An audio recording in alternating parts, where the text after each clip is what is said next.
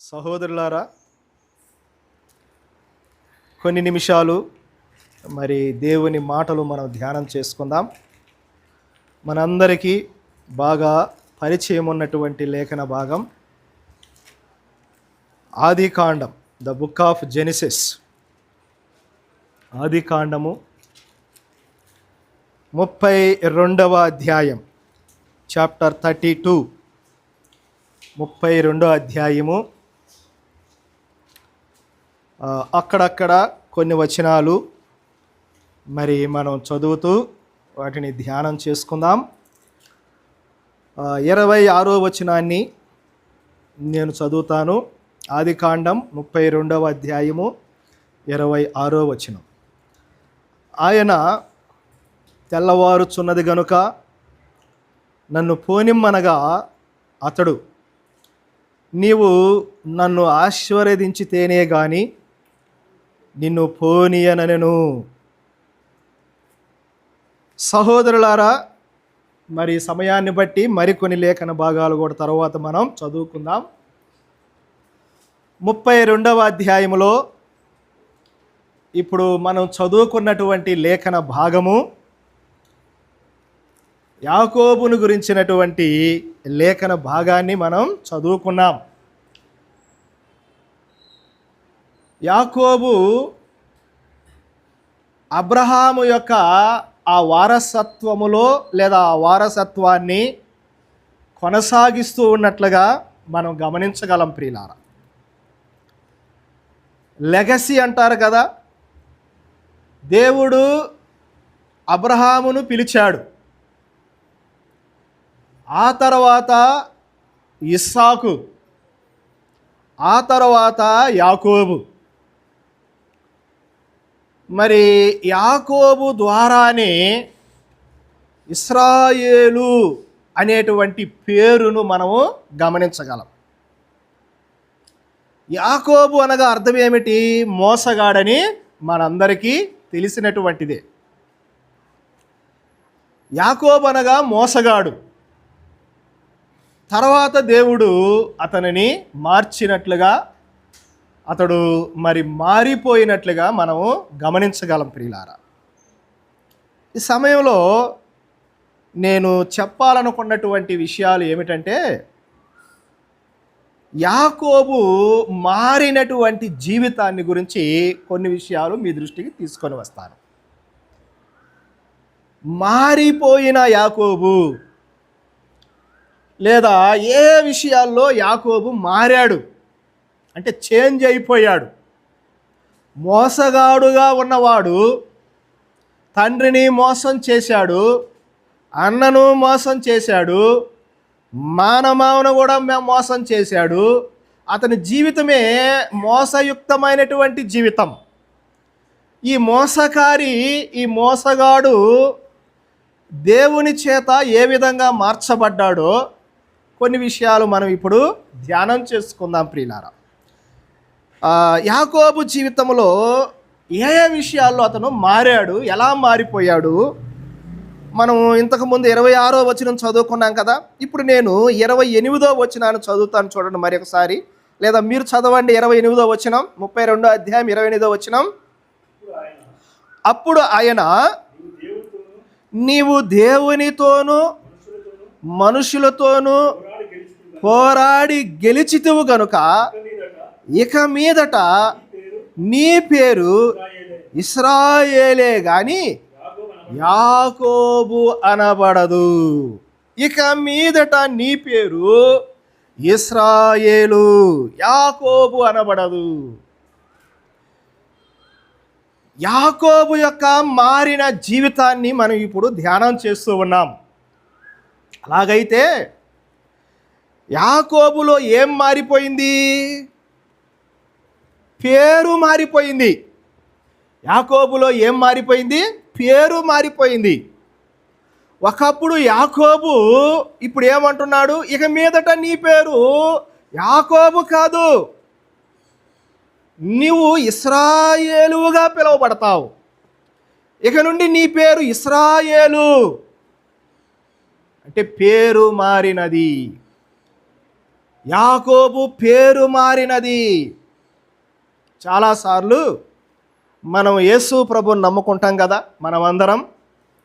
మనం మారు మనసు పొంది ప్రభువును మన సొంత రక్షకుడిగా అంగీకరించి రక్షణ పొందిన మనమందరము కొన్నిసార్లు మన పేర్లు కూడా మనం మార్చుకుంటూ ఉంటాం. మన పేర్లు మార్చుకుంటాం. బైబిల్లో దేవుడు ఆయనే మార్చిన కొన్ని పేర్లు ఉన్నాయి. ఆయనే మార్చాడు, దేవుడే మార్చాడు. ఉదాహరణకు అబ్రహాం పేరు చూసుకుంటే ముందు ఆయన పేరేంది? అబ్రాము. తర్వాత ఏంగా మార్చాడు? అబ్రహాముగా మార్చాడు. ఆయన భార్య ఏం పేరు? శారాయి. తర్వాత ఏంగా మార్చాడు? శారాగా మార్చాడు. ఇంకెవరైనా పేర్లు మార్చబడిన వారు ఉన్నారా బైబిల్లో? చెప్పండి. ఇంకా ఎవరైనా పేర్లు మార్చుకున్నవారు, పేర్లు మార్చబడిన వారు? సౌలు ఏంగా మారాడు? పౌలుగా మారాడు. ఇక్కడ నేను కొంత సమయం ఆగాలనుకుంటున్నా. మీరు సౌలు పౌలుగా మారాడు అన్నారు కదా, పాట కూడా ఉంది. ఒక పాట, సౌలును పౌలుగా మార్చిన దేవా. నిజంగా బైబిల్లో క్రొత్త నిబంధన గ్రంథములో ఇక మీదట నీ పేరు సౌలు కాదు, పౌలుగా పిలువబడుతుంది అని ఉందా? ఎక్కడైనా మీరు చూడండి, గమనించండి, నాకు ఒక రెఫరెన్స్ ఇవ్వండి.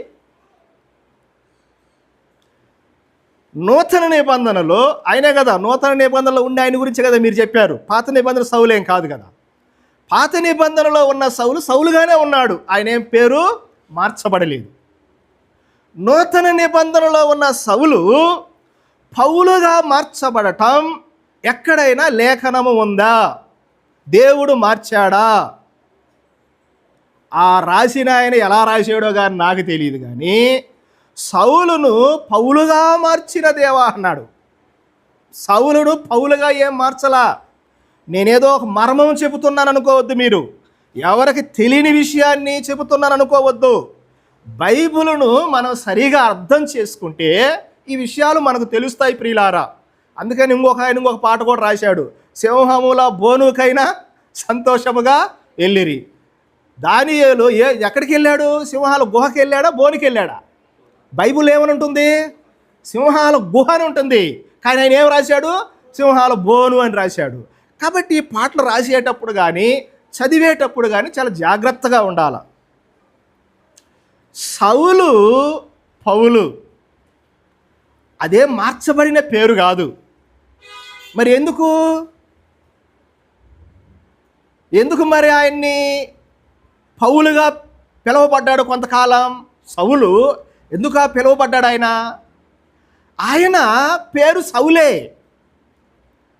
ఆయన ఇశ్రాయేల్లో పుట్టాడు, సౌలే ఆయన. కానీ రోమా పౌరసత్వం కూడా ఆయనకు ఉంది కాబట్టి రోమియుడుగా ఆయన పౌలుగా పిలువబడ్డాడు. అంతే, మార్చబడలేదు ఆయన పేరు. ఆయన్ని సౌలుగా పిలవచ్చు, పౌలుగా కూడా పిలవచ్చు. ఆయన్ని సౌలుగా పిలవచ్చు, పౌలుగా పిలవచ్చు. రోమియుడుగా ఆయన్ని పౌలు అన్నారు, యూదుడుగా లేదా బెన్యామీయుడుగా ఆయన సౌలుగా ఉన్నాడు. అంతేగాని మార్చబడినట్లుగా లేదు ఎక్కడ. అననీయ అంటాడు, సౌలా సహోదరుడు అన్నాడు కదా. ఏమన్నాడు? సౌలా సహోదరుడా. సౌలు పేరు ఎవరు మార్చలేదండి. కాకపోతే రోమియుడుగా ఆయన పౌలుగా పిలిచారు, అంతే. రోమియుడుగా పిలిచారు, బెన్యామీయుడుగా ఆయన సౌలే ప్రియులారా. సరేలే, అది మనకు వేరే విషయం, అది అవసరం లేదు. ఇక్కడ యాకోబు పేరు మార్చబడిన వారుగా మనం చూస్తూ ఉన్నాం. యాకోబు జీవితంలో పేరు మార్చబడింది. పేరు మారటము అంటే అర్థం తీరు మారటం ప్రియులారా. పేరు మారటం అంటే తీరు మారటం, అతని ప్రవర్తన మారటం. ఒకప్పుడు యాకోబు అంటే మోసగాడు. ఎప్పుడైతే దేవుడు నీ పేరు ఇశ్రాయేలు అని పెట్టాడో ఇక మోసకారితనాన్ని వదిలేశాడు. అది దాని అర్థం. ఇక మోసం చేయడు యాకోబు లేదా ఇశ్రాయేలు. ఇక అబద్ధాలు చెప్పడు. ఇక తండ్రిని మోసం చేయడు ఇశ్రాయేలుగా మారిన తర్వాత. ఇక తల్లిని మోసం చేయడు ఇశ్రాయేలుగా మారిన తర్వాత. ఇక అన్నను మోసం చేయడు ఇశ్రాయేలుగా మారిన తర్వాత. ఇందులో మనం నేర్చుకునే పాఠం, మనం ప్రభువుని నమ్ముకున్నాం, రక్షణ పొందిన వారమే మనం అందరం. ప్రతి ఆదివారం మనం మందిరానికి వచ్చేవారమే, ప్రభు పనిలో చేయి వేసేవారమే. కొన్నిసార్లు పేర్లు కూడా మార్చుకుంటూ ఉంటాం మనకు ఏయో గతంలో కొన్ని పేర్లు ఉంటాయి, వేరే మతంలో నుంచి మనం అందరం వచ్చాం కాబట్టి ఆ మతానికి సంబంధించిన కొన్ని పేర్లు మనకుంటాయి. కానీ పేర్లు పెట్టుకుంటాం, మార్చుకుంటాం. కానీ ఆ పేరు మార్చబడిన రీతిగా మన తీరు కొన్నిసార్లు ఉండదు ప్రియులారా. యాకోబు జీవితంలో పేరు మారింది, తీరు కూడా మారిపోయింది. ఆయన మారిన తర్వాత ఇంకెవరిని మోసం చేసినట్లుగా మనం చూడం. అలాగైతే మరి మనం పేర్లు మార్చుకున్నాం. పేర్లు మార్చుకోవడం పెద్ద కష్టమే, అది అంత ఏమీ ఆలోచించవలసిన విషయమేం కాదు. తీరు మారాలి. చాలాసార్లు మన పేర్లకు తగినట్లుగా మన తీరు ఉండదు, పేర్లకు తగినట్టుగా తీరు ఉండదు. ఎవరో ఒక ఆయన అన్నాడు, పేరు రూతమ్మ అని పెట్టుకుంటారంట, అన్ని రోత పనులే చేస్తూ ఉంటారు. పేరు రూతమ్మ, కానీ చేసే పనులన్నీ రోత పేర్లు. మన యాడికిలో ఒక దేవదానం అని ఒక ఆయన ఉన్నాడు, ఆయన చెబుతూ ఉంటాడు, పేరు ఎహిజ్కేలు, చేసే పనులన్నీ రాజకీయాల పనులు అంట. ఏ పనులు? ఎహిజ్కేలు అని పేరు పెట్టుకొని రాజకీయాల పనులన్నీ చేస్తూ ఉంటారు. పేరేమో శాంతమ్మ, కానీ అంత శాంతే, నేను కాదు శాంతమ్మ. ఇట్లా కొన్ని పేర్లు, సంతోషం అనే పేరు, కానీ ఎప్పుడు దుఃఖంగానే ఉంటారు. పేరేమో ధనలక్ష్మి, ఏం పేరు ధనలక్ష్మి, ఎప్పుడు అప్పులే, వాళ్ళు అడుక్కోవటం, వీళ్ళు అడుక్కోవటం, నా దగ్గర డబ్బులు లేదు. పేరేమో ధనలక్ష్మి, ధనమ్మ పేరు, కానీ చేతులు ఎప్పుడు డబ్బులు ఉండవు ప్రియులారా. యాకోబు పేరు మారింది, ఆయన తీరు కూడా మారినట్లుగా మనం చూస్తున్నాం. మన తీర్లు మారిపోవాలి యేసు ప్రభువుని నమ్ముకున్న తర్వాత. గతంలో ఎలాగున్నామో, గతంలో మనం ఎలా జీవించామో అలాంటి జీవితం ఉండకూడదు ప్రియులారా. యాకోబులో పేరు మారిన యాకోబు. తర్వాత 26వ వచనం చదవండి. అదే ఆదికాండం 32వ అధ్యాయము 26వ వచనం చదవండి. ఆయన తెల్లవారుచున్నది గనుక నన్ను పోనిమ్మనగా అతడు, నీవు నన్ను ఆశీర్వదించితేనే కానీ నిన్ను పోనీయనను. యాకోబు ఎట్లా కనపడుతున్నాడంటే, నాకు దేవుడు కాళ్ళు పట్టుకున్నట్లుగా కనపడుతున్నాడు, దేవుని చేతులు పట్టుకున్నట్లుగా కనపడుతున్నాడు. లేదంటే ఆయన నడుమును గట్టిగా పట్టుకొని, నీవు నన్ను ఆశీర్వదించాలి, ఓ లార్డ్ బ్లెస్ మీ, నీవు నన్ను ఆశీర్వదించితేనే కానీ నిన్ను నేను పోనీయను. ఇందులో నాకు అర్థమైన పాఠం ఏంటంటే ప్రియులారా, అతని ప్రార్థన కూడా మారిపోయింది. యాకోబు యొక్క పేరు మారింది, రెండవది యాకోబు యొక్క ప్రార్థన కూడా మారిపోయింది. నీవు నన్ను ఆశీర్వదించాలి, ప్రార్థన చేస్తున్నాడు దేవునితో, దేవుణ్ణి అడుగుతూ ఉన్నాడు, నీవు నన్ను ఆశీర్వదించితేనే కానీ నిన్ను నేను విడిచిపెట్టను, నిన్ను నేను పోనీయను. అంటే అప్పుడు ఎలాగున్నాడు యాకోబు? మామ దగ్గర మంచి ఆస్తి పాస్తులతో వచ్చాడు కదా, ధన సంపదలతో వచ్చాడు కదా, పశువులు, ఒంటెలు, గుర్రాలు, పశుపక్షాలు, ఎంతో ధనంతో వచ్చాడు కదా. మనమేమనుకుంటాం యాకోబుని చూసి? అంత ఆస్తిపాస్తులతో వచ్చాడు కాబట్టి యాకోబు నిజంగా ఆశీర్వదించబడిన వాడు, నిజంగా యాకోబు ఆశీర్వదించబడిన వాడు అనుకుంటాం. ప్రియులారా గమనించండి, మనకున్న ఆస్తికి ఆశీర్వాదానికి నాకు తెలిసి ఏ సంబంధం లేదు. మనం అనుకుంటాం మనకు ఆస్తి ఉంటే ఆశీర్వాదం అనుకుంటున్నాం, పశువులు ఉంటే ఆశీర్వాదం అనుకుంటున్నాం, మంచి జాబ్ ఉంటే ఆశీర్వాదం అనుకుంటున్నాం, మంచి ఇల్లుంటే ఆశీర్వాదం అనుకుంటున్నాం. బెనిఫిట్ వేరు, బ్లెస్సింగ్స్ వేరు అన్నాడు ఒక ఆయన. బెనిఫిట్స్ వేరు, బ్లెస్సింగ్స్ వేరు అన్నాడు. బెనిఫిట్స్ అంటే ఏంది? బ్లెస్సింగ్స్ అంటే ఏంది? ఇప్పుడు నీకు ఒక మంచి ఇల్లు ఉంది భూమి మీద, అది నీకు బెనిఫిట్. అది లేదా ఒక కారు ఉంది, అది బెనిఫిట్. అది లేదా నీకు మంచి జాబ్ ఉంది, అది బెనిఫిట్. అది కానీ బ్లెస్సింగ్ వేరు. యాకోబు పశువులు ఉన్నాయి, ఒంటెలు ఉన్నాయి, గుర్రాలు ఉన్నాయి, బాగా డబ్బు ఉంది, గొర్రెలు మేకలను సంపాదించాడు. మరి ఇంక నన్ను ఆశీర్వదించమంటున్నాడు. ఏంది? ఇంకేం ఆశీర్వాదం కావాలి యాకోబుకి? ఏంది అసలు ఆశీర్వాదం అంటే ఏంది? పాత నిబంధన ఆశీర్వాదాల గురించి నేను మాట్లాడను, కానీ నూతన నిబంధనలో బైబిల్ గ్రంథంలో ఏముంటుందంటే, ఎఫెసీ పత్రికలో ఆత్మ సంబంధమైన ప్రతి ఆశీర్వాదము అని ఉంటుంది. ఆత్మ సంబంధమైన ప్రతి ఆశీర్వాదము, హెవెన్లీ బ్లెస్సింగ్స్ అంటారు ఇంగ్లీష్లో. నూతన నిబంధన ప్రకారం క్రొత్త నిబంధన సంఘానికి దేవుడు అర్థలీ బ్లెస్సింగ్స్ను వాగ్దానం చేయలేదు ప్రియులారా. ప్రాస్పరిటీ గాస్పల్ ప్రసంగించే వాళ్ళు, చెప్పేవాళ్ళు మోసమైన బోధలు చేస్తున్నారు. అందుకని యూట్యూబుల్లో ఏ బోధలు పడితే ఆ బోధలు వినొద్దు మీరు. ఏ సంఘాలకు పడితే ఆ సంఘాలకు పోకూడదు మీరు. బోధలు సరిగా లేవు. ఇప్పుడు మీరు యేసు ప్రభుని నమ్ముకోండి, మీరు ఆశీర్వదించబడతారు. యేసు ప్రభుని నమ్ముకోండి, మీకు ఉద్యోగాలు వస్తాయి. యేసు ప్రభుని నమ్ముకోండి, పెళ్ళిళ్ళు అవుతాయి. పెళ్ళి కావడానికి యేసు ప్రభుని నమ్ముకోవాలనా? యేసు ప్రభుని నమ్ముకోవాలంటే పెళ్ళి కావాలంటే యేసు ప్రభుని నమ్ముకోవాలనా? ఏమండి, యేసు ప్రభుని నమ్మని వాళ్ళకి పెళ్ళిళ్ళు కావటం లేదా? యేసు ప్రభుని నమ్మని వాళ్ళకి ఉద్యోగాలు రావటం లేదా? యేసు ప్రభుని నమ్మని వాళ్ళకి పిల్లలు కలగటం లేదా? యేసు ప్రభుని నమ్మండి, పెళ్ళిళ్ళు అవుతాయి. మోసకరమైన బోధలు ఇవి, మోసయుక్తమైన బోధలు ఇవి, దుర్బోధలు ఇవి, కల్ట్స్ అంటారు. ఎట్టి ఈ మధ్య ఒక ఆయన అంటున్నాడు, అసలు ఆ బోధలు ఎక్కడ నేర్చుకున్నారు, అసలు ఈ బైబిల్లో ఉన్నాయా లేవో నాకు అర్థం కావటం లేదు. ఏ బోధలు పడితే ఆ బోధలు నమ్మకూడదు. యాకోబు ఆశీర్వాదం, ఏం ఆశీర్వాదం ఇది? నీవు నన్ను ఆశీర్వదించాలంటున్నాడు. ఏంది?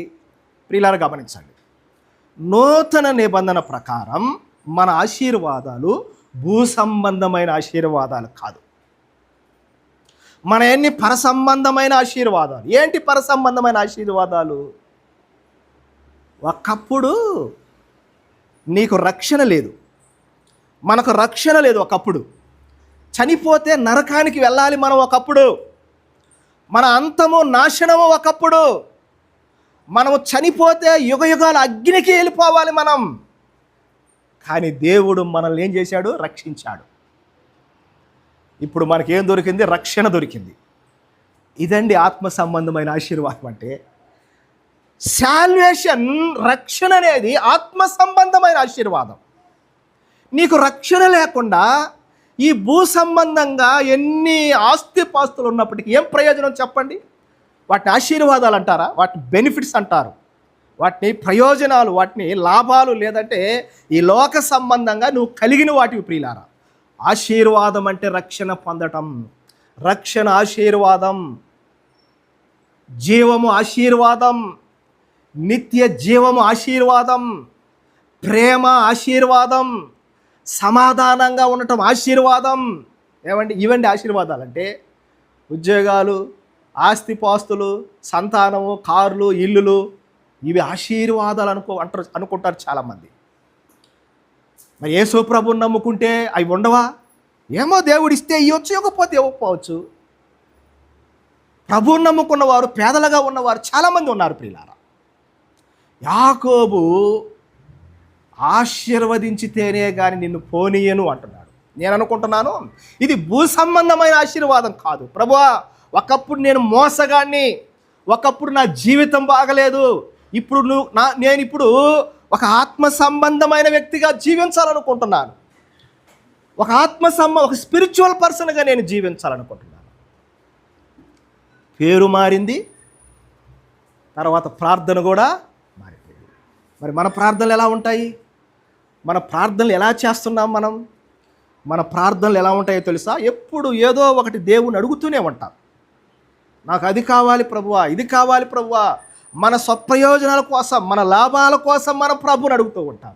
ఎప్పుడైనా ప్రభువును మనం, ప్రభువా నేను పరిశుద్ధంగా జీవించడానికి సహాయం చేయమని అడుగుతాము. మనం, ప్రభువా నేను ఇతరులకు ఆశీర్వాదకరంగా ఉండడానికి నాకు సహాయం చేయమని ప్రార్థన చేస్తాం. మనం, ప్రభువా నేను నీ కొరకై నమ్మకంగా జీవించడానికి సహాయం చేయ ప్రభు అని అడుగుతాం మనం ఎప్పుడన్నా. అది ఆశీర్వాదం అంటే. ఆశీర్వాదం అంటే అది భూ సంబంధమైన ఆశీర్వాదం కాదు, పర సంబంధమైన ఆశీర్వాదాలు. పేరు మారింది, తర్వాత ఏం మారింది? ప్రార్థన కూడా మారినట్లుగా మనం చూస్తున్నాం. ఇదే యాకోబు పత్రికలో ఆదికాండము 32వ అధ్యాయంలో 31వ వచనం చదవండి. 31వ వచనం, ఆదికాండం 32, 31.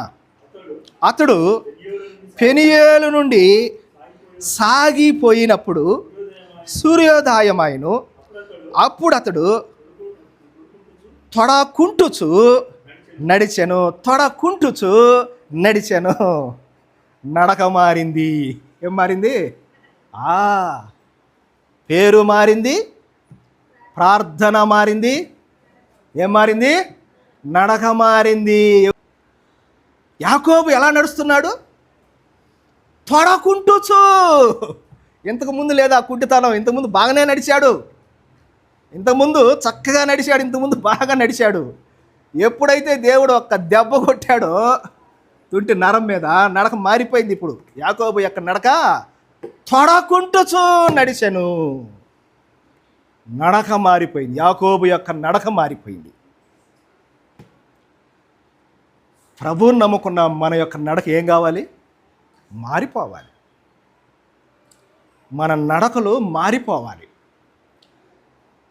నూతన నిబంధనలో మనం చూస్తాం, యాకోబు రాసినటువంటి, లేదంటే పౌలు రాసినటువంటి ఆ పత్రికలో మనం చదివితే నడకను గురించి ఎంత చక్కగా మరి రాయబడి ఉంది. ఒక్కొక్క పత్రికలో ఒక్కొక్క నడకను గురించి మనం చూస్తాం. అపోస్తుల కార్యంలో ఒక మాట చూద్దాం, చూడండి. అపోస్తుల కార్యముల గ్రంథం, అక్కడ ఒక వచనం చదువుకొని మనం ముందుకెళ్దాం. అపోస్తుల కార్యములు 3వ అధ్యాయం. అపోస్తుల కార్యములు 3వ అధ్యాయము 8వ వచనం చదవండి. అపోస్తుల కార్యములు 3వ అధ్యాయం. వాడు దిగ్గున లేచి నిలిచి నడిచెను, నడుచుచు గంతులు వేయుచు దేవుని స్తుతించుచు వారితో కూడా దేవాలయములోనికి వెళ్ళెను. 9వ వచనం కూడా, వాడు నడుచుచు దేవుని స్తుతించుట ప్రజలందరూ చూచి శృంగారమును దేవాలయపు ద్వారమునొద్ద భిక్షము కొరకు కూర్చుండిన వాడు వీడేని గుర్తెరిగి వానికి జరిగిన దానిని చూచి విస్మయముతో నిండి పరవశులయ్యరి. ఏం జరిగింది వాడికి? ఆ కుంటి వాడికి ఏం జరిగింది? వానికి జరిగిన దానిని చూచి విస్మయముతో పరవశులైపోయారంట. ఎట్లా పరవశులయ్యారు వాళ్ళు? ఒకప్పుడు నడవలేనివాడు ఇప్పుడు నడుస్తూ ఉన్నాడు, గంతులు వేస్తూ ఉన్నాడు, నడుచుచూ ఉన్నాడు. ఒకప్పుడు నడవలేని స్థితిలో ఉన్నవాడిని ఇప్పుడు నడుస్తూ ఉండటం చూచి విస్మయము నొందారంట, పరవశులయ్యారంట. అంటే అతని నడకను చూసి అంటే ఏదో చాలా ఫ్యాషన్గా నడుస్తున్నాడని కాదు అక్కడ, వయ్యారంగా నడుస్తున్నాడని కాదు అక్కడ. ఒకప్పుడు నడవలేని వాడు ఇప్పుడు నడుస్తున్నాడు. ఆ నడకను చూసి వాళ్ళు ఆశ్చర్యపడ్డారు. దీని అర్థం, నడక అంటే అర్థం మన మారిన జీవితం.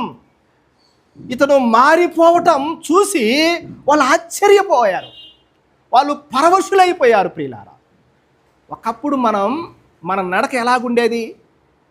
చాలా కష్టంగా ఉండేది, ఇతరులకు దేవునికి చాలా వ్యతిరేకంగా ఉండేది మన నడక సరైన నడక కాదు.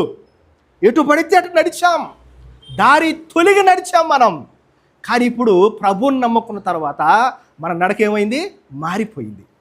మన నడకను చూసి ఇతరులు ఆశ్చర్యపోవాలి. అరే, ఒకప్పుడు ఎలా జీవించాడు ఇతను, ఒకప్పుడు ఎలా నడిచాడు ఇతను, ఒకప్పుడు ఎలాగున్నాడు, ఇప్పుడు ఇతను నడక చూడు. అంటే ఇతని జీవితం మారిపోయింది, ఇతని నడక మారింది. ప్రియులారా, నీ నడక నా నడక అంటే నీ మారిన జీవితం నా మారిన జీవితాన్ని చూసి ఎవరైనా ఆశ్చర్యపడుతున్నారా? ఎవరైనా పరవశులయ్యారా? ఎవరైనా విస్మయం నొందారా? ఒకప్పుడు జాన్ ఎలా ఉన్నాడు? ఒకప్పుడు జాన్ నెల్సన్ ఎలా ఉన్నాడు? చెడ్డగా జీవించాడయ్యా, ఇప్పుడు మారిపోయాడని ఆశ్చర్యపోవాలి ప్రియులారా, ఆశ్చర్యపడాలి. నడక అనేది మారిన జీవితానికి గుర్తు, మారిన జీవితాలు. దేవుని వాక్యంలో చాలా ఉన్నాయి నడక. అసలు క్రైస్తవ జీవితం అనేది ఒక నడక. క్రైస్తవ జీవితాన్ని చాలా వాటితో పోల్చుకోవచ్చు. నడకతో పోల్చుకోవచ్చు, పరుగుతో పోల్చుకోవచ్చు, పందెముతో పోల్చుకోవచ్చు, వెలుగుతో పోల్చుకోవచ్చు, చాలా చాలా రకాలుగా మనం పోల్చుకోవచ్చు. క్రైస్తవ జీవితం ఒక నడక లాంటిది. మర్యాదగా నడుచుకోండి, క్రమముగా నడుచుకోండి, ఆత్మీయంగా నడుచుకోండి, వెలుగులో నడుచుకోండి, సత్యముగా నడుచుకోండి, నీతిగా నడుచుకోండి. ఇక ఎన్నెన్నో మాటలు మనం దేవుని వాక్యంలో చూస్తాం. How is our walk? ఎలాగుంది మన నడక? మన నడక మారిపోయిందా, ఇంకా మారలేదా? యాకోబు జీవితంలో మనం చూస్తే పేరు మారింది, ప్రార్థన మారింది, అతని యొక్క నడక కూడా మారిపోయినట్లుగా మనం చూస్తూ ఉన్నాం పిల్లలు. తర్వాత చూడండి, యాకోబు జీవితంలో ఇంకా ఏం మారిపోయినాయి, ఎలా మారిపోయాడు అతను? ఆదికాండం 33వ అధ్యాయం చూడండి. ఆదికాండం 33వ అధ్యాయము 3వ వచనం చదవండి. The book of genesis. తాను వారి ముందర వెలుచు తన సహోదరుని సమీపించు వరకు 7 మార్లు నేలను సాగిలపడెను. చాలు. యాకోబు గురించి రాయబడిన మాటలు. తాను వారి ముందర వెలుచు తన సహోదరుని సమీపించు వరకు 7 మార్లు నేలను సాగిలపడెను. యాకోబు తన సహోదరుడైన యాషావును ఎదుర్కోవడానికి వస్తూ ఉన్నాడు. లేదా యాషావు యాకోబు వస్తున్నాడన్న సంగతి తెలుసుకుని ఎదుర్కోవడానికి వస్తూ ఉన్నాడు. ఇప్పుడు యాకోబు తన సహోదరుని సమీపించు వరకు ఎన్నిసార్లు సాగిలపడ్డాడంట? 7 సార్లు సాగిలపడ్డాడు. ఒకప్పుడు అలా సాగిలపడలేదు. ఒకప్పుడు పారిపోయాడు. ఒకప్పుడు అన్నను మోసం చేసి మోసగాడుగా పారిపోయాడు, భయపడి పారిపోతున్నాడు. కానీ ఇప్పుడు అదే సహోదరు దగ్గరకు వస్తూ ఉన్నాడు, అదే సహోదరుని సమీపిస్తూ ఉన్నాడు. తన సహోదరుడి దగ్గరకు రావడానికి 7 మార్లు సాగిలపడుతూ ఉన్నాడు. అంటే నేనేమనుకుంటున్నానంటే అతని హృదయం మారిపోయింది, అతని మనసు మారిపోయింది. ఒకప్పుడు ఏ సహోదరుని అయితే మోసం చేశాడో ఇప్పుడు అదే సహోదరు దగ్గరికి వస్తున్నాడంటే తన మనసు ఏమైంది? మార్చుకున్నాడని అర్థం. తన హృదయం మారిపోయింది. ప్రియులారా, ఈ వచనములో యాకోబు మనసు మారిపోయింది. యాకోబు పేరు మారితే, యాకోబు ప్రార్థన మారితే, యాకోబు నడక మారితే యాకోబు మనసు కూడా మారిపోయింది. యాకోబు మనసు కూడా మారిపోయింది. నిజంగా మన మనసులు మారాయంటారా? మనం యేసుప్రభుని నమ్ముకున్నాం, మేము బాప్తీసాలు పొందాం, మందిరాలకు వస్తూ ఉన్నాం, ప్రభు బల తీసుకుంటున్నాం, కోటాలకు వస్తూ ఉన్నాం, మేము రక్షణ పొందిన వాళ్ళం, మేము ప్రభు పిల్లలం. మనసు మారిందా? నిజంగా మన మనసు మారిందా? మనము మారు మనసు పొందామా లేదా ఆలోచన చేయాలి ప్రియ. మారు మనసు అనేది కేవలం అవిశ్వాసులకే కాదు, నమ్మిన విశ్వాసులకు కూడా అవసరమే మారు మనసు. కొన్నిసార్లు ప్రభు నమ్మిన వాళ్ళతో కూడా మీరు మారు మనసు పొందండి అన్నాడు. మీరందరూ మారు మనసు పొందని ఎడల అలాగే నశిస్తారు అన్నాడు. నమ్మిన వాళ్ళకి కూడా మారు మనసు అవసరమే, నమ్మని వాళ్ళకే కాదు, నమ్మిన వాళ్ళకి కూడా అవసరమే. ప్రభువుని నమ్ముకుంటే మన హృదయం మారిపోవాలి, మన హృదయం మారిపోవాలి. మీరు లోకమునకు ఉప్పు అన్నాడు కదా ప్రభు. మీరు లోకమునకు ఉప్పు. ఉప్పు అనేది నీళ్ళల్లో వేస్తే ఏమవుద్ది? కరిగిపోద్ది, కనపడదు. అలాగ కరిగిపోవాలి, అలాగ మారిపోవాలి. ప్రభువుని నమ్ముకుంటామే కానీ ఇంకా మార్పు లేనట్లుగా కనపడుతూ ఉంటాం. మన ప్రవర్తన చూస్తూ ఉంటే, మన జీవితాలను చూస్తూ ఉంటే ఇంకా మారలేదేమో అన్నట్టుగా ఉంటాయి మన మాటలు. కొన్నిసార్లు ఇంకా మారలేదేమో అన్నట్టుగా ఉంటుంది మన చూపులు. కొన్నిసార్లు ఇంకా మారలేదేమో అన్నట్టుగా ఉంటాయి మన నడకలు, మన పద్ధతులు, మన ప్రవర్తన. తీతు పత్రికలో అంటాడు, మేము దేవుని ఎరుగుదుము అన్నారు కానీ తమ క్రియల వలన ఆయనను ఎరగమన్నట్టు ఉన్నారు. దేవుని మేము ఎరుగుదుము అంటున్నారు కానీ క్రియలు చూస్తుంటే వీళ్ళు ఎరగలేదన్నట్లుగా ఉన్నాయంట ఆ క్రియలు. నిజంగా మారు మనసు మనం పొందామా? మన మనసు మారిందా? యాకోబు మనసు మారిపోయింది. ఏ సహోదరుని ఎదుటి నుండి భయపడి పారిపోయాడో, చంపినా పర్వాలేదు అనుకున్నాడు యాకోబు. ఆ సహోదరుడు దగ్గరికి వస్తూ ఉన్నాడు. ఆ సహోదరుడు దగ్గరికి వస్తున్నాడు. మనసు మారిన యాకోబు, మనసు మారిన యాకోబు. తర్వాత ఇంకొక మాట, అదే 33వ అధ్యాయం, ఆదికాండం 33వ అధ్యాయము 5వ వచనం కూడా చదవండి. 5వ వచనం. ఏశావు కనులెత్తి ఆ స్త్రీలను పిల్లలను చూచి, వీరు నీకేమి కావాలనని అడిగినందుకు అతడు, వీరు దేవుడు నీ సేవకునికి దయచేసిన పిల్లలే అని చెప్పాను. అప్పుడు ఆ దాసీలను వారి పిల్లలను దగ్గరకు వచ్చి సాగిలపడిరి. చాలండి. 5వ వచనంలో ఏముంది? యాషావు కనులెత్తి. యాషావు వచ్చాడు, ఇప్పుడు యాకోబును చూస్తున్నాడు. యాషావు కనులెత్తి ఆ స్త్రీలను పిల్లలను చూచి, వీరు నీకేమి కావాలని అడిగాడు యాకోబును, అంటే ఇశ్రాయేలును. వీరు నీకు ఏమి కావాలని అడిగినప్పుడు, వీరు దేవుడు నీ సేవకునికి దయచేసిన పిల్లలే అని చెప్పాను. పిల్లలే అని చెప్పాను. ఇదే యాకోబు ఒకప్పుడు తండ్రి దగ్గరకు వచ్చి తండ్రికి చూపు కొంత తగ్గిపోయింది. యాకోబు చేయి పట్టుకున్నాడు, లేదా యాకోబుని తవిడు చూశాడు. ఎవరో ఇస్సాకు. నువ్వు ఎవరవు అన్నప్పుడు ఏం చెప్పాడు చెప్పండి యాకోబు? నువ్వు ఎవరవు అన్నప్పుడు ఏం చెప్పాడు? నేను ఏశావును అన్నాడు కదా. అబద్ధం చెబుతున్నాడు అక్కడ, మాట మార్చి చెబుతూ ఉన్నాడు. యాకోబు అయితే ఏశావు అంటున్నాడు, నువ్వు ఎవరు అంటే నేను ఏశావును అంటున్నాడు.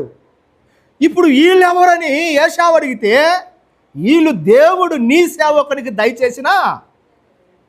మాట మారిపోయింది, మాట మారిపోయింది. యాకోబు మాట మారిపోయింది. ఒకప్పుడు అబద్ధాలు చెప్పినవాడు ఇప్పుడు సత్యము పలుకుతూ ఉన్నాడు, సత్యము చెబుతూ ఉన్నాడు ఇప్పుడు. అంటే యాకోబు మాట మారిపోయింది. ఎన్ని మారే చెప్పండి? యాకోబు జీవితంలో పేరు మారింది, ప్రార్థన మారింది, నడక మారింది, మనసు మారింది, మాట కూడా ఏమైపోయింది? మారిపోయింది. యేసు ప్రభువుని నమ్ముకున్న వాళ్ళ యొక్క మాట ఏం కావాలా? మారిపోవాలి ప్రియులారా. ఒకప్పుడు ఎట్లా పడితే ఎట్లా మాట్లాడకూడదు మనం. ఇప్పుడు ప్రభువుని నమ్ముకున్నాం, మన నోటి విషయంలో జాగ్రత్తగా ఉండాలి. నోటి విషయంలో జాగ్రత్తగా ఉండాలి. యేసు ప్రభువుని నమ్ముకొని కూడా బూతులు మాట్లాడే వాళ్ళు ఉన్నారు ఇప్పటికీ, లేరా? ఏమండి, యేసు ప్రభువుని నమ్ముకున్నాం, బూతులు రావచ్చా మన నోటికి? బాగా కోపం కూడా వచ్చిందనుకోండి, కోపంలో బూతులు మాట్లాడాలనా? కొంతమంది భర్తలు భార్యలను బూతులు మాట్లాడతారు. కోపం వచ్చినప్పుడు బూతులు మాట్లాడతాడు. భార్యలు కూడా మాట్లాడతారు భర్తలను బూతులు. పిల్లలు కూడా మాట్లాడతారు, తల్లిదండ్రులు బూతులు మాట్లాడతారు. నో బూతులు రాకూడదు.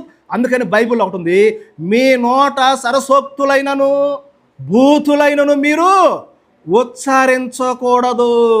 ఉచ్చరించకూడదు. దేవుని వాక్యం చెబుతుంది. మాట మారాలి, మన మాటలు మారాలి ప్రియుల. విశ్వాసపు భాష రావాలి మన నోటికి. విశ్వాసపు భాష అంటారు దాన్ని. ఎటు పడితే అటు మాట్లాడకూడదు. లోకస్తులు మాట్లాడినట్టుగా లోకస్తులు ప్రతి మాటకు ఒక బూతు ఉంటుంది. మనం అలాగా మాట్లాడకూడదు. యాకోబు జీవితంలో మాటలు మారిపోయాయి. నీ మాటలు తక్కువగా ఉండాలన్నాడు దేవుని వాక్యంలో. ఎక్కువగా విను, తక్కువగా మాట్లాడు అన్నాడు ప్రియులారా. మాటలు మారిపోయాయి. చూడండి యాకోబు జీవితం ఎలాగ మారిపోతుందో. నిజంగా మనకు మంచి మోడల్ యాకోబు. నమ్మిన వాళ్ళకి మోడలే, నమ్మని వాళ్ళకి కూడా మంచి మోడలే యాకోబు. మన మాటలు మారుతున్నాయా? కొంతమంది మాట్లాడతారు కత్తిపోటు వంటి మాటలు. ఉంది కదా దేవుని వాక్యంలో, కత్తిపోటు వంటి మాటలు మాట్లాడతాడు. వాడి అయిన నాలుక గలవాడా, వాడి అయిన నాలుక. నాలుకను ఇక వదిలితే మామూలుగా మాట్లాడుతుంది. నాలుక నరవలేని నాలుక అంటారు కదా, చాలా కఠినమైన మాటలు మాట్లాడతారు. ఇప్పుడు యేసు ప్రభువుని నమ్ముకున్న కూడా మాట్లాడుతున్నారు, ఈజీగా మాట్లాడుతున్నారు ఆ మాటలు. ఇలా జాగ్రత్తగా మన నోరు జాగ్రత్త, నోటిని జాగ్రత్తగా మనం కాచుకోవాలి. మాట మారిపోయింది. తర్వాత అదే 33 అధ్యాయము, ఆదికాండం 33 అధ్యాయం 10వ వచనం. ఆదికాండం 33 అధ్యాయం. అప్పుడు యాకోబు అట్లు కాదు, నీ కటాక్షము నా మీద నున్న ఎడల చిత్తగించి నా చేత ఈ కానుక పుచ్చుకొనుము. దేవుని ముఖము చూచినట్లు నీ ముఖము చూచి తిని. చాలు. దేవుని ముఖము చూచినట్లు నీ ముఖము చూచి తిని. చూపు మారింది. ఏం మారిపోయింది? చూపు మారిపోయింది, మనసు మారిపోయింది, మాట మారిపోయింది, పేరు మారిపోయింది, నడక మారిపోయింది, ప్రార్థన మారిపోయింది, చూపు కూడా మారిపోయింది. యాషావుని ఎలా చూస్తున్నాడు? దేవుని ముఖాన్ని చూసినట్లుగా చూస్తున్నాడు. అంటే యాషావు ముఖం దేవుని ముఖాన్ని చూసినట్లుగా చూస్తున్నాం. చూపు మారిన యాకోబు తన సహోదరుణ్ణి దేవుని కోణంలో చూస్తూ ఉన్నాడు, దేవుని కంటిలో నుండి చూస్తున్నాడు. పిల్లారా, మనము మన సహోదరులను దేవుని కోణంలో చూస్తే వాళ్ళని ద్వేషించలేం. మనం దేవుని కంటితో చూస్తే వారిని ప్రేమిస్తాం. చాలామంది అంటారు, నీ ముఖాన్నే చూడకూడదు పో అంటారు. నీ ముఖమే చూడకూడదు పోయే, నీ ముఖాన్ని చూడండి, నేను నీ ముఖాన్ని చూస్తుంటే నాకు ఇరిటేట్గా ఉందంటారు. నువ్వు ఎలా చూస్తున్నావో తెలుసా? దేవుని కోణంలో చూడకపోవటం వల్లే ఆ మాటలు. నీ ముఖాన్ని చూపి బాగా నాకంటావు. అది మన చూపు ఇంకా మారలది. మనం ప్రతి సహోదరుల్లో కూడా దేవునిని చూసినట్లుగా చూస్తే వాళ్ళని మనం ప్రేమిస్తాం, వాళ్ళని మనం ద్వేషించలేం, వాళ్ళని ఆదరిస్తాం, వాళ్ళతో సమాధానంగా ఉంటాం. ప్రియులారా, మనం చూపు మారింది. చూపు విషయంలో కూడా చాలా జాగ్రత్తగా ఉండాలి. మనం చూపుల విషయంలో చాలా జాగ్రత్తగా ఉండాలి. ఈ కంటిని చాలా జాగ్రత్తగా కాపాడుకోవాలి. ఆయన అంటాడు, పాపం ఎలా వస్తుందో తెలుసా? పాపం అంట ఫస్ట్ కంటితో చూస్తాం. ఈ కంటితో చూచిన దానిని మెదడులోకి వెళ్ళిపోద్దంట. మెదడులోకి వెళ్ళిపోయిన వెంటనే చేతుల్లోకి వస్తుందంట. కంటితో చూస్తాం, మెదడులోకి వెళ్ళిపోతుంది, చేతుల్లో కాళ్ళలోకి వస్తుంది. పాపం ఏది పడితే అది చూడకూడదు. ముఖ్యంగా ఫోన్లు. ఈ దినాల్లో ఫోన్లు చాలా మన అందరి చేతుల్లో ఉన్నాయి. పిల్లల చేతుల్లో కూడా ఫోన్లు ఉన్నాయి. పిల్లల్లో ఒకసారి మనం కంట కనిపెడుతూనే ఉండాలి. What they are watching. ఫోన్లలో వాళ్ళు ఏం చూస్తున్నారో. ఈ మధ్య పేపర్లో వేశారు, మీరు చూసుంటారేమో. ఒక చిన్న పిల్లవాడు 5వ తరగతి చదివే 2 పిల్లలు 7వ తరగతి చదివే 2 ఆడపిల్లలు చంపేశారు. వాళ్ళు 5వ తరగతి చదివే 2 మగపిల్లలు 7వ తరగతి చదివే ఒక ఆడపిల్లని చంపేశారు. వాడిని పోలీసు వాడు అడిగితే ఏరే ఎలా చంపావురా నువ్వు, మీరిద్దరు ఎలా చంపారు ఆ పాపనంటే, ఫోన్లో చూసి చంపావు సార్ మేము అంటున్నాడు. ఫోన్లో చూసి చంపాము సార్ మేము. ఏమి చూస్తున్నామో జాగ్రత్త, చూపును చాలా జాగ్రత్తగా మనం కాపాడుకోవాలి. ఇక నేను దాని గురించి విస్తరించి మాట్లాడదలుచుకో. ఆఖరికి ఒక మాట చెప్పి నేను ముగిస్తాను. 33 అధ్యాయం 20 వచనం చదవండి. 33 అదే ఆది కాండము. అక్కడ ఒక బలిపీఠము కట్టించి దానికి ఏల్ ఎలోహి ఇశ్రాయేలును పైన 2 అని ఉంది అక్కడ అక్షరము 2. చూడండి, అక్కడ ఒక బలిపీఠము కట్టించి, యాకోబు బలిపీఠం కట్టాడు. అంతకుముందు అట్ట అనుభవాలు లేవు యాకోబు జీవితంలో పెద్దగా. ఇప్పుడు బలిపీఠం కట్టాడు. యాకోబు యొక్క బ్రతికే మారిపోయింది, యాకోబు యొక్క జీవితమే మారిపోయింది ప్రియులారా. బలిపీఠం అనుభవంలోకి వచ్చాడు. ఇప్పుడు అబ్రహాం కట్టేవాడు బలిపీఠాలు, ఇస్సాకు కట్టేవాడు బలిపీఠాలు. కానీ యాకోబు ఎక్కడికి పోయినా పశువులకు సాళ్ళు కట్టేవాడు కదా. సుక్కోతులు ఆ పనేగా చేశాడు. పశువులకు సాళ్ళు కట్టేవాడు, తన కోసం ఇల్లు కట్టుకునేవాడు. నువ్వు దేవుడు చెప్పిన స్థలాలకు రమ్మంటే మేనమామ దగ్గరికి వెళ్తాడు, అక్కడ కొన్ని రోజులు ఉంటాడు. ఇంకొక స్థలానికి వస్తాడు, అక్కడ కొద్ది రోజులు ఉంటాడు. సుక్కోతకు వస్తాడు, అక్కడ కొద్ది రోజులు ఉంటాడు. తన పశువులకు సాలలు కట్టుకుంటాడు, తనకు ఇల్లు కట్టుకుంటాడు. బలిపీఠం కట్టే అనుభవం లేదు పెద్దగా యాకోబు జీవితంలో. ఇప్పుడు ఏం కడుతున్నాడు? బలిపీఠము. బలిపీఠం అంటే ఆరాధనకు గుర్తు, ప్రార్థనకు గుర్తు, అది దైవిక సంబంధమైన జీవితానికి గుర్తు బలిపీఠం. ప్రతి విశ్వాసి జీవితంలో బలిపీఠం ఉండాలి. ప్రార్థన బలిపీఠం, ఆరాధన బలిపీఠం, దైవికమైన జీవితం. యాకోబు యొక్క జీవితం మారిపోయింది ప్రియులారా. నేను ముగిస్తున్నాను. మన జీవితాలు మారిపోయాయా? ఇంకా మన జీవితాలు మారలేదా? ఇంకా మనం ప్రభువును నమ్ముకోలేదా? నమ్మిన మనం ఎలాగొంది మన తీరు, ఎలాగొంది మన ప్రార్థన, ఎలాగొంది మన నడక, ఎలాగొంది మన మనస్సు, ఎలాగొంది మన మాట, ఎలాగొంది మన చూపు, ఎలాగొంది మన జీవితం. యాకోబు జీవితంలో ఇవన్నీ మారిపోయిన వాడుగా కనపడుతున్నాడు ప్రియులారా. మారిన యాకోబు జీవితాన్ని మనం ఇంతవరకు చూసాం. అతని పేరు మీదనే ఒక ఇశ్రాయేలు దేశం, ఒక ఇశ్రాయేలు జాతి ఏర్పడింది ప్రియులారా. ఇశ్రాయేలు అంటే అర్థమైంది, దేవునితో నువ్వేం చేశావు? పోరాటం చేశావు, పోరాడి గెలిచావు నువ్వు. ఏనాటికి ఇశ్రాయేలుకి ఏముంది? పోరాటం ఉందిగా. ఏనాటికి ఇశ్రాయేలుకి పోరాటమే. అందరితో పోరాటం చేస్తూనే ఉన్నారు వాళ్ళు, కానీ గెలుస్తూనే ఉన్నారు ఇశ్రాయేలు. ఎక్కడ ఓడిపోవటం నేను చూడలా.